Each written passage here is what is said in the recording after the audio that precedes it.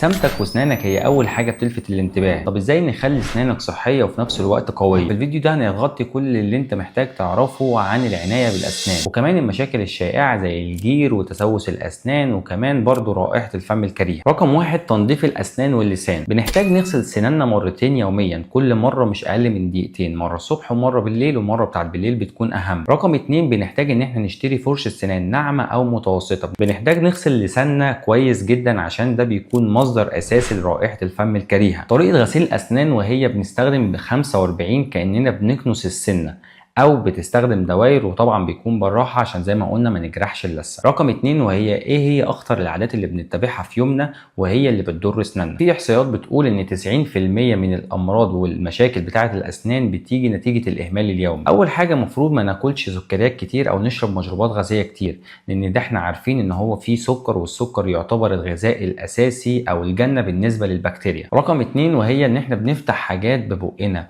والحاجات دي بتسبب ان ممكن تكسر السنه او تسبب تشققات. رقم ثلاثة، التدخين. والتدخين احنا عارفين اضراره طبعا للجسم والاسنان، ان هو بيعمل اصفرار وتصبغات على الاسنان، وفي نفس الوقت بيعمل التهاب في اللثه. رقم أربعة، ان انت بتهمل زياره طبيب الاسنان مره كل 6 شهور، حتى عشان تعمل تنظيف جير، وكمان عشان تكشف لو في تسوس بدائي ان احنا نلحق نعالجه، او اي امراض بدائيه في الاسنان نلحق نعالجها من البدايه. 3 حلول شائعه لو كان عندك مشاكل في الاسنان زي التسوس والجير ورائحه الفم الكريهه، من ازاي تعمل وقايه لو ما كانش عندك الحاجات دي، وازاي تعالجها لو كان عندك الحاجات دي. رقم واحد، ازاي نعمل وقايه من التسوس. اول حاجه لازم ان احنا نغسل سناننا بمعجون اسنان فيه فلورايد. رقم اتنين، نحاول نقلل الاكل اللي فيه سكر كتير. طيب ازاي نعالج تسوس الاسنان لو كان عندنا تسوس الاسنان؟ لازم تروح لدكتور الاسنان وتعمل حشوه تجميليه زي ما بيسموها، ممكن يسموها حشوه تجميليه، ممكن حشوه كومبوزيت، ممكن يسموها حشوه ليزر. بتختلف المسميات من دكتور لدكتور ومن مكان لمكان،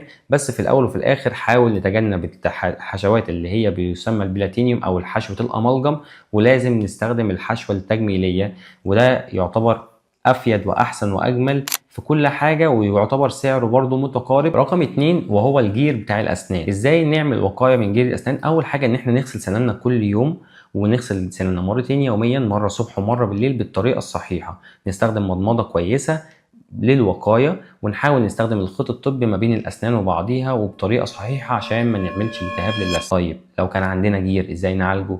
لازم نروح نعمل تنظيف جير مره كل 6 شهور. طيب رقم 3، لو كان عندنا رائحه فم كريهه. رقم 1، لازم تنظف اللسان كويس جدا. رقم 2، تشرب ميه. رقم 3، ان احنا نحاول ناكل اكل صحي. امتى مفروض نزور طبيب الاسنان؟ كده كده زي ما انا قلت لك لازم تزور طبيب الاسنان مره كل 6 شهور. امتى فعليا؟ لو انت كنت من الناس اللي هي بتهمل نفسها وما بتسمعش الكلام وما بتروحش مره كل 6 شهور. لو لقيت عندك حساسيه من الساقع والسخن مستمر معاك لفتره طويله، لازم تروح لدكتور الاسنان. لو كان عندك الم لاسنانك مستمر لمده يومين، لازم تروح لدكتور الاسنان. لو كان عندك نزيف في اللثه وانت بتغسل سنانك بالطريقه الصحيحه، لازم تروح لدكتور الاسنان، لان ساعتها بيكون عندك التهاب لثه. لو لقيت في اسنانك لون بني او لون اسود، لازم تروح فعليا لدكتور الاسنان. وبكده نكون خلصنا الفيديو بتاع النهارده، واتمنى تكونوا استفدتوا واستمتعتوا. ولو في اي سؤال محتاج تعرفه عن طب اسنان او اسنان، اكتب لنا تحت في الكومنتات وهرد عليكم على طول.